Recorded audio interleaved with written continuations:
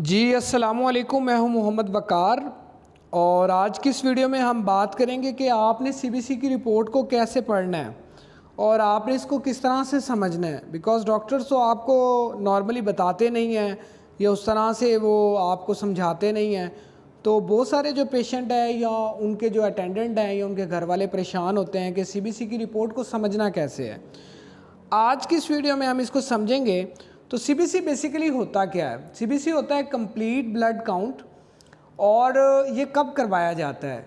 ये ज़्यादातर जब आपको कोई किसी भी किस्म का इन्फेक्शन हो, कोई बैक्टीरियल इन्फेक्शन आपको हो, टाइफाइड फीवर हो, डेंगू हो, मलेरिया हो, या फिर आपको जो है कोई और किस्म का इन्फेक्शन हो, या इसके अलावा प्रेगनेंसी में भी ये जो है टेस्ट जो है वो बार बार करवाया जाता है हीमोग्लोबिन को चेक करने के लिए।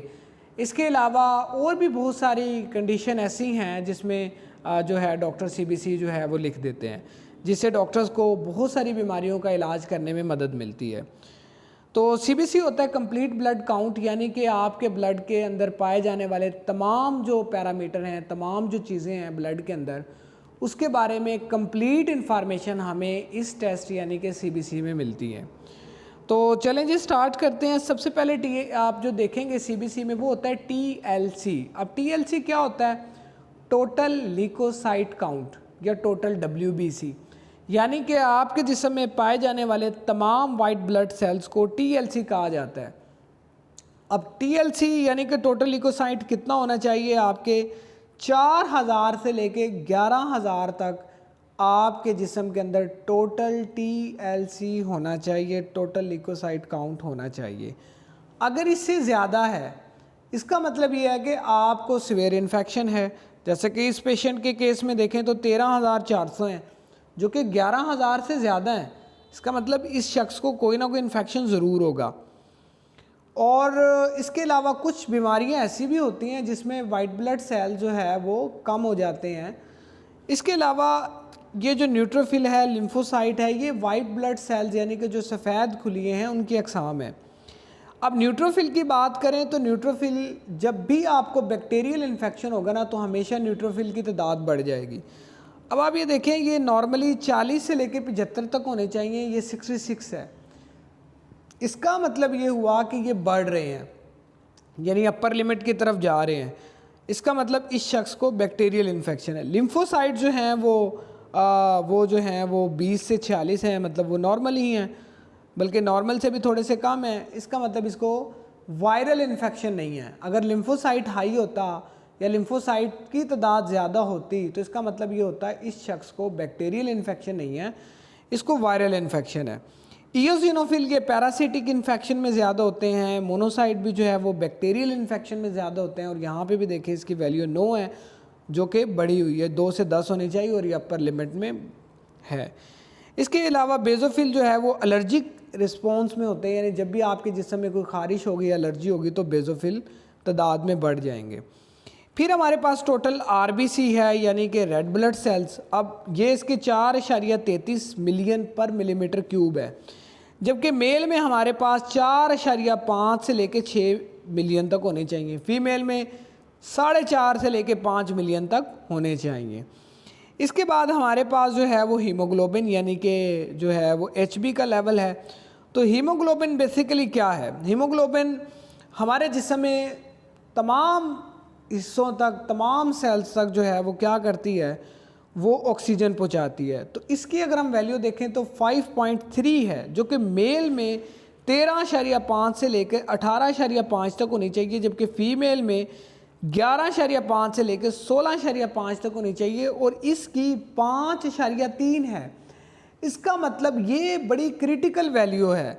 मतलब ये कि इसकी जो ये हीमोग्लोबिन है वो बहुत कम है। और इस सूरत में फौरी तौर पे जो लैब में जो अमला है, टेक्नीशियन है, टेक्नोलॉजिस्ट है, उसे डॉक्टर्स को इन्फॉर्म करना चाहिए कि इसका एचबी इतना कम है, ये क्रिटिकल वैल्यू है। तो अब ये हीमोग्लोबिन कम होने की बहुत सारी वजूहात होती हैं। यानी नॉर्मली ये होता है कि या तो आपका एक्सीडेंट हो, किसी भी पेशेंट का रोड एक्सीडेंट हो या उसका कोई कार एक्सीडेंट हो, तो उस सूरत में उसका बहुत सारा ब्लड लॉस हो जाता है, जिसकी वजह से हीमोग्लोबिन का लेवल कम हो जाता है। इसके अलावा प्रेगनेंसी में भी हीमोग्लोबिन का लेवल कम हो जाता है, ख़ासतौर पे उन फीमेल में जो अपनी खुराक का ख्याल नहीं रखती या जो है वो प्रॉपर जो है वो डाइट नहीं लेती, और उनका भी एचबी जो है वो बहुत कम हो जाता है। और ये एक अलार्मिंग सिचुएशन है। अगर आपका हीमोग्लोबिन कम है तो आपके जो बेबी है, जो बच्चा है, उसकी ग्रोथ भी सही नहीं होगी। इसके अलावा ये होता है कि आपकी बॉडी जो है वो रेड ब्लड सेल नहीं बना रही होती, या फिर ये होता है कि सम टाइम आपके जो आते हैं, जो आपका डाइजेस्टिव सिस्टम है, जो आपका निज़ाम इन्हज़ाम है, यानी मैदा है या आपके जो आते हैं, वहाँ पे कोई ना कोई इन्फेक्शन होता है, सूजन होती है, स्वेलिंग होती है, जिसकी वजह से वहाँ से ब्लड जो है वो ज़ाया होता रहता है। उस वजह से भी हीमोग्लोबिन आपका कम हो सकता है। तो इसके अलावा हमारे पास जो HCT है, ये परसेंटेज होती है basically red blood cells volume की। तो अगर हीमोग्लोबिन कम है तो ये भी कम है, जो कि 19.3 है, जबकि मेल में 40 से लेकर 54 तक ही होनी चाहिए। MCV क्या होता है? Mean corpuscular volume. इसका मतलब ये होता है कि आपके जो रेड ब्लड सेल्स हैं उनका साइज़ कैसा है। अगर इसकी वैल्यू कम है तो इसका मतलब जो रेड ब्लड सेल हैं वो साइज़ में छोटे हैं। अगर इसकी वैल्यू ज़्यादा है तो इसका मतलब जो रेड ब्लड सेल हैं वो साइज़ में ज़्यादा हैं, बड़े हैं। और इसकी नॉर्मल वैल्यू MCV की होनी चाहिए 80 से 102। अब इसकी 44 है। इसका मतलब ये कि इसके जो रेड ब्लड सेल हैं वो साइज़ में छोटे हैं। अब चूंकि हीमोग्लोबिन की वैल्यू कम है तो ये बाकी पैरामीटर भी आलमोस्ट कम होंगे। MCH क्या है? Mean corpuscular haemoglobin. इससे ये पता लगता है हीमोग्लोबिन की मिकदार कितनी है उन सेल्स में। तो ये 27 से लेकर 32 तक होनी चाहिए, लेकिन इसकी वैल्यू 12 है। इसका मतलब उसमें हीमोग्लोबिन भी कम है और ये कोई एनीमिया का पेशेंट है। तो MCHC भी ये 31 से 35 होनी चाहिए, जो कि ये भी कम है। लास्ट पे हमारे पास है जी प्लेटलेट्स। अब प्लेटलेट्स नॉर्मली 1.5 लाख से लेके 4.5 लाख तक होने चाहिए। इसके 3,86,000 है। इसका मतलब ये कि इसके जो प्लेटलेट्स हैं वो आलमोस्ट जो है वो नॉर्मल हैं और इसमें ऐसा कोई इशू नहीं है। हाँ, अगर इसे कोई डेंगू होता तो इसके प्लेटलेट जो हैं वो 50,000, 60,000 और 50,000 से कम भी हो जाते हैं डेंगू फीवर में। अब यहाँ पे एक और बात, जो अच्छे लैब वाले हैं या जो अच्छी जो समझदार जो लैब टेक्नीशियन या टेक्नोलॉजिस्ट होता है, वो उसका ब्लड ग्रुप भी फौरी तौर पे कर देता है CBC के साथ, ताकि उसको बाद में ब्लड ग्रुप ना करवाना पड़े। क्योंकि इस कंडीशन में इसे ब्लड लगना ही लगना है।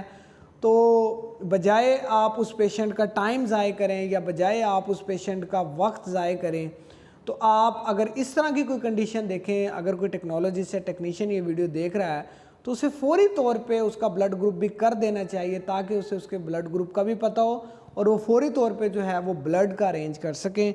तो ये थी वीडियो CBC के बारे में। इसके साथ इसकी कंप्यूटराइज जो है वो पिक भी इसकी दी गई है। अपना रखें बहुत सारा ख्याल। मुझे दे इजाज़त। अल्लाह हाफिज़। अस्सलाम वालेकुम।